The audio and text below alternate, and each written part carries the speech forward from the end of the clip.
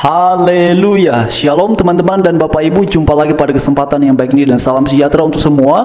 Om Swastiastu, Namo Buddhaya, salam kebajikan. Dan langsung saja pada sesi ini, mari sama-sama kita dengarkan video berikut ini. Pikirkan, dia ingin mengajak saya untuk kembali ke agama dia. Sementara apa luhur ini Bapak Ibu masih mencari-cari jalan yang lurus. Bagaimana cara dia membawa kita ke jalan yang lurus sementara dia masih sibuk mencari jalan yang lurus? Padahal Bang Pendi di jalan tol banyak jalan yang lurus. Dia mencari jalan yang lurus, Bapak Ibu, dia mencari jalan yang lurus, tetapi dia mengajak kita untuk ke jalan yang lurus. Ya, jalan yang lurus itu menyembah manusia yang sangkut di tiang jemuran, gitu. Enggak, yang mana yang kamu sembah? Coba tunjukkan kepada saya, siapa yang kamu sembah? Siapa yang kamu sembah? Allah Subhanahu wa taala. Ya, yang mana? Yang mana Allah Subhanahu wa taalamu itu yang mana? Pribadi Allah Subhanahu wa taala yang mana? Tuhan yang menciptakan langit dan bumi. Ya, yang mana? Pribadi Allah Subhanahu wa taala yang kamu sembah itu yang mana? Allah. Ya, yang mana pribadinya? Pribadi Allah Subhanahu wa taala yang menciptakan langit dan bumi itu yang mana? Kalau mau tengok Allah, kamu mati enggak, dulu, yang mana pribadi Allah Subhanahu wa taala yang menciptakan langit dan bumi? Ya, yang menciptakan langit dan bumi itu hanya Allah Subhanahu wa taala, enggak ada yang lain. Iya, yang mana pribadinya itu yang mana? Allah. Ya, pribadi Allah itu, ini kan Allah itu nama, ya kan? Allah itu nama Tuhanmu. Allah itu nama Tuhanmu. Pribadi Allah itu yang mana? Kamu mau tengok wujudnya gitu maksudnya. Saya tidak minta wujudnya. Ya. Pribadi Allah Subhanahu wa taala itu yang mana pribadinya? Yang kamu bilang pencipta langit dan bumi, yang mana? Allah sang pencipta langit dan bumi. Iya, yang mana pribadinya itu yang mana? Itu kan namanya. Nama Tuhanmu itu Allah. Pribadinya itu yang mana pribadinya? Sehingga kamu bisa mengatakan namanya itu Allah. Pribadi itu, kalau pribadi kamu menanyakan wujudnya. Bagaimana cara kamu mengatakan nama Tuhan saya itu Allah Subhanahu wa taala sementara kamu tidak mengenal pribadinya? Jangan apa yang tidak ada kamu paksakan ada, ya. Jangan apa yang tidak ada kamu paksakan ada. Sebagaimana yang saya katakan tadi, kalian saja masih mencari-cari jalan yang lurus. Bagaimana caranya kalian membawa orang untuk ke tempat yang lurus?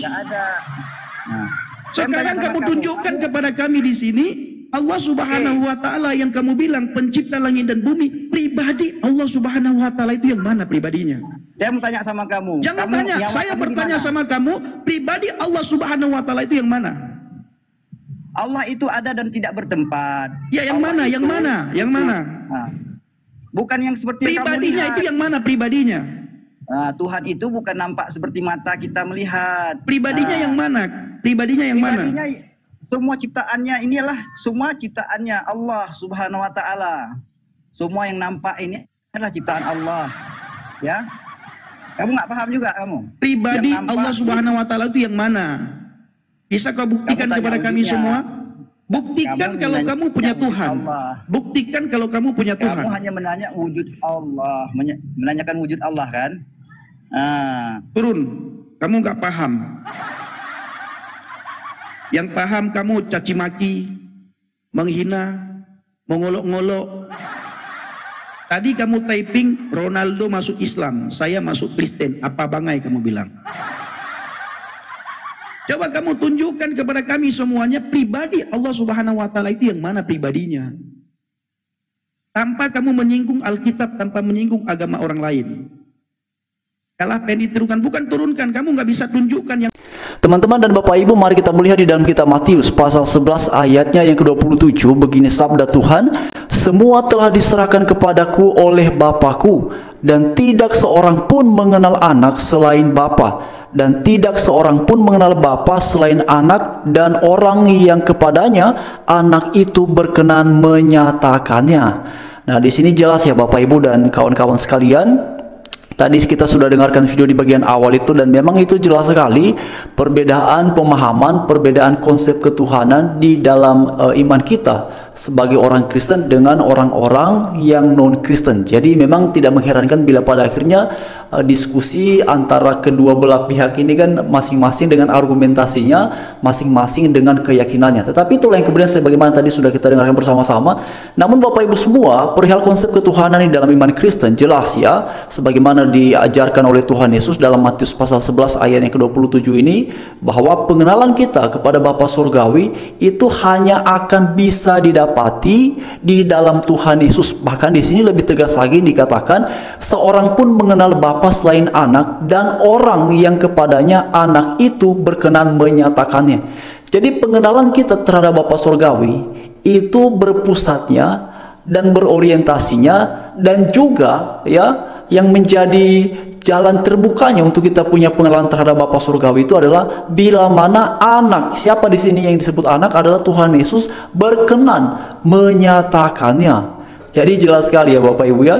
Karena itu tadi ketika Bang Pendi bertanya perihal apa yang dipahami oleh siapa tadi namanya itu ya. Jadi memang pada akhirnya karena pada dasarnya konsep ketuhanan ya, pemahaman teologisnya tidak sama, jadi itulah situasinya seperti itu ya. Tapi demikianlah Bapak Ibu ya, kalau segala sesuatu sudah masuk ke ruang publik kan masing-masing orang akan beropini, masing-masing orang akan memberikan reaksinya dan tanggapannya. Oleh karena itu juga silakan Bapak Ibu menyampaikan respon ataupun tanggapannya di kolom komentar yang sudah tersedia. Tapi Bapak Ibu sekalian, satu hal yang mau saya sampaikan pada kesempatan ini adalah ya, mari tetap berbangga dan juga bersyukur sebagai orang-orang Kristen, karena luar biasa Bapak Ibu ya.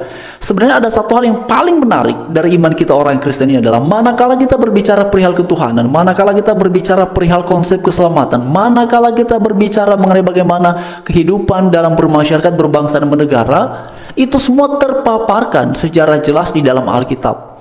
Ya, sikap umat Kristen terhadap pemerintah diajarkan oleh Alkitab haruslah taat untuk kebaikan. Sikap umat Kristen terhadap orang-orang yang berbeda tetap saja diajarkan oleh Alkitab haruslah mengasihi. Bahkan ada satu prinsip yang luar biasa dipaparkan oleh Alkitab, barang siapa yang menampar pipi kirimu, maka berikan juga pipi kananmu. Nah teman-teman, ini beberapa kali saya lihat ada yang kemudian mencoba menggunakan ayat ini untuk membenarkan keinginannya dan tindakannya. Jadi katanya ya sudah, ketika orang Kristen mengalami hal yang seperti itu, ya berikan lagi dong pipi kanan, katanya jangan protes. Nah Bapak Ibu sekalian, ayat itu tidak bermaksud mengajarkan kita orang Kristen bahwa kita berdiam diri bila mana ada penindasan, bila mana ada hal-hal yang tidak baik, tidak seperti itu. Tetapi sebenarnya ini adalah konsep kasih yang diajarkan oleh Tuhan Yesus untuk tidak membalas dengan cara yang sama. Bukan berarti membiarkan ataupun ya sudah tidak apa-apa, biarkan saja begitu. Karena Alkitab bilang pipi kiri ya kasih pipi kanan. Tidak seperti itu Bapak Ibu ya. Saya memahaminya demikian ya. Karena Alkitab pun juga tidak membenarkan penindasan, tidak membenarkan tindakan-tindakan yang melukai perasaan orang lain, yang menyakiti orang lain. Karena itulah Alkitab meletakkan satu dasar ya dalam kehidupan kekristenan, hendaklah kamu saling mengasihi. Jadi bila mana ada orang-orang yang kemudian menafsirkan ayat-ayat di dalam kitab suci kita orang Kristen dengan seenak udelnya, ya itulah yang selama ini juga kita lihat banyak orang-orang yang melakukan hal seperti itu. Bahkan beberapa waktu yang lalu itu Bapak Ibu semua, ada siapa namanya itu ya yang kemudian melakukan pembahasan perihal Alkitab, dan dia bicara mengenai orang Kristen itu bisa menginjak ular dan segala macamnya. Nah Bapak Ibu dan teman-teman sekalian ya, kadang-kadang saya heran ya dengan orang-orang ini, ketika mereka membaca Alkitab mereka bisa kemudian menggunakan metode penafsiran semaunya mereka saja. Tetapi ya kita kan semua tahu ya, Alkitab ini tidak bisa selalu ditafsirkan sebagaimana itu tertulis ya kan. Ada tekniknya, ada metodenya, tergantung pada konteks teks ya, tergantung pada teksnya. Tetapi selama ini yang kerap kali dilakukan oleh orang-orang terutama yang non-Kristen ini ya, bahkan juga beberapa mu'alaf yang mungkin saja ketika Kristen dia belum pernah membaca Alkitab, tapi tiba-tiba setelah mu'alaf dia bisa tampak seolah-olah memahami dan mengerti tentang isi-isi dari Alkitab. Nah itu dia teman-teman dan Bapak Ibu sekalian ya. Dan juga mengenai, sebentar Bapak Ibu ya, oke, ini apa ini ya, oke. Juga mengenai konten kita sebelumnya Bapak Ibu, ada teman-teman yang sampaikan begini ya, sebentar ini goyang-goyang ya.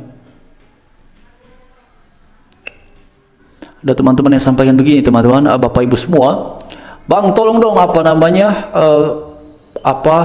jangan hanya sertakan ulasan-ulasan berita ya perihal kalau ada sesuatu terjadi, tolong juga disertakan videonya. Nah, teman-teman dan Bapak Ibu sekalian, saya sekaligus jawab ya pada kesempatan ini. Sebenarnya beberapa video kita itu saya sertakan ya, beberapa pembahasan itu saya sertakan videonya, tetapi bila mana memang tidak ada video yang saya dapati perihal itu, karena tidak semua di era viral sekarang ini kan kadang-kadang ya dalam bentuk tulisan, lalu kemudian dalam bentuk komentar ataupun dalam bentuk ulasan berita. Jadi hanya itu yang kemudian bisa saya sajikan ya, tergantung ada atau tidaknya. Kalau yang ada memang adalah ulasan berita, maka kita akan bahasnya menggunakan ulasan berita sebagai referensi pembahasan. Tetapi kalau ada video, kita sertakan videonya. Seperti pada sesi ini ada videonya ya, tadi saya lihat itu Bapak Ibu, saya cek-cek tadi, oh ini ada apa ini ya, tadi saya buka lalu saya pikir mari kita dengarkan sama-sama pada sesi ini, dan jelas akhirnya ini adalah perihal perbedaan konsep ketuhanan. Tetapi apapun itu ya, karena saya juga meyakini dan selalu saya sampaikan, agamamu agamamu, agamaku agamaku. Tetapi manakala ada orang-orang kemudian membahas perihal iman kita orang Kristen, dan tentu saja kita harus menggunakan hak kita untuk memberikan jawab dan meluruskan apa yang mereka tidak tahu, apa yang mereka tidak ketahui perihal iman kita orang Kristen.